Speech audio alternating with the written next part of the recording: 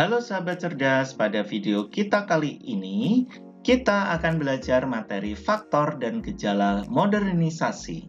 Muatan IPS kelas 6 SD, tema 9, subtema 1. Mari perhatikan gambar berikut. Ada dua gambar. Pada gambar yang pertama, berupa peralatan dapur tradisional, sedangkan pada gambar yang kedua berupa peralatan dapur modern.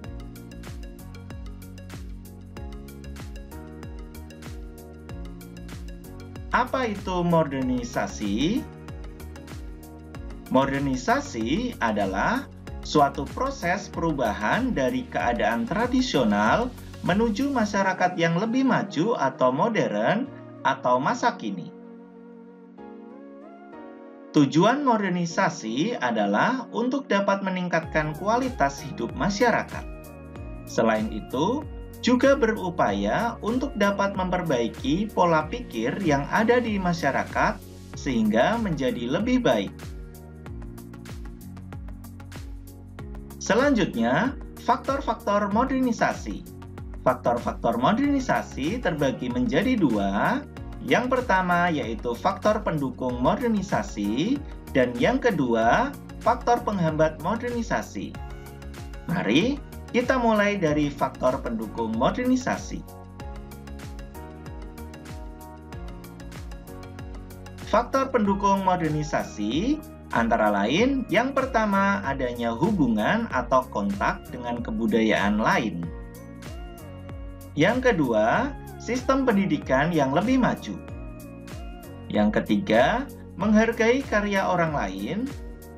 Yang keempat, keterbukaan masyarakat dalam berbagai bidang. Yang kelima, pola pikir masyarakat yang selalu berpikir maju. Selanjutnya, mari kita belajar faktor penghambat modernisasi. Faktor penghambat modernisasi antara lain, yang pertama, kurangnya hubungan atau kontak dengan masyarakat luar. Yang kedua, masyarakat yang bersikap tradisional.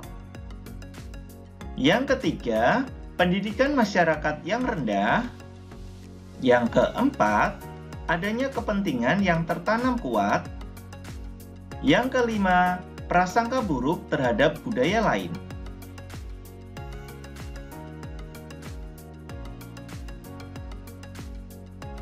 Tahukah kalian, meskipun adanya faktor penghambat terjadinya modernisasi pada sebagian masyarakat, nyatanya modernisasi di masyarakat tetap terjadi pada lingkungan masyarakat yang mau menerima perubahan, kebudayaan, maupun berpandangan menuju ke masa depan.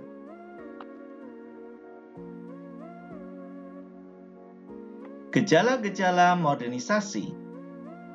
Yang pertama di bidang budaya, yaitu terdesaknya budaya tradisional oleh pengaruh budaya luar, sehingga budaya asli akan semakin memudar. Yang kedua di bidang ekonomi, yaitu semakin beragamnya kebutuhan hidup masyarakat akan barang dan jasa, sehingga mempengaruhi kegiatan ekonomi masyarakatnya. Yang ketiga di bidang sosial, yaitu semakin banyaknya kelompok sosial di masyarakat. Yang keempat di bidang politik, yaitu semakin banyak negara terlepas dari penjajahan dan berdirinya negara baru yang merdeka. Tumbuhnya negara demokrasi, lahirnya lembaga politik, dan diakuinya hak asasi manusia atau HAM. Yang kelima di bidang iptek, yaitu adanya penemuan, perkembangan, serta penguasaan di bidang ilmu pengetahuan dan teknologi yang memudahkan kehidupan manusia.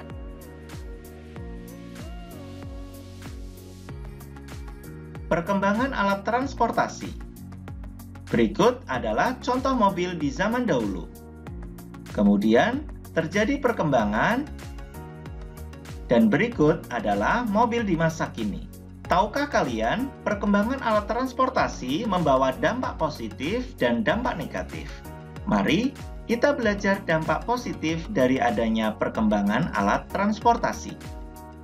Yang pertama, mempermudah dan mempercepat perjalanan masyarakat dari satu tempat ke tempat lain. Yang kedua, mempermudah akses pariwisata.